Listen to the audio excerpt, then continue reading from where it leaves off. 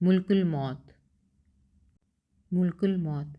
حضرت حارث بن خزرج بیان کرتے ہیں کہ میرے والد نے کہا کہ رسول اللہ صلی اللہ علیہ وآلہ وسلم نے فرمایا، میں نے ملک الموت کو ایک انصاری کے سرہانے بیٹھا ہوا دیکھا تو کہا، اے ملک الموت، میرے صحابی کے ساتھ نرمی کرنا، یہ مومن ہے۔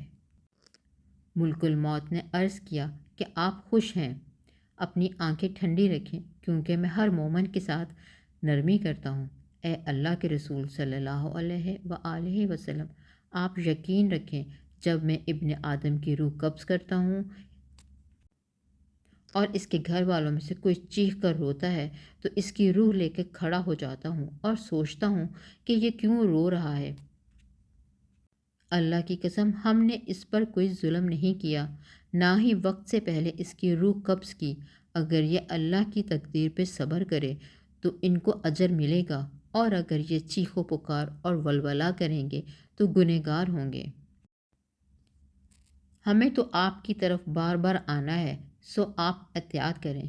میں دن رات، تری اور خشکی پر، میدان اور پہاڑ پر، ہر گھر پر نظر رکھتا ہوں اور ہر چھوٹے بڑے کو پہچانتا ہوں، اور اے اللہ کے رسول صلی اللہ علیہ وآلہ وسلم، میں اللہ کی اجازت کے بغیر ایک مچھر کی روح بھی قبض نہیں کرتا۔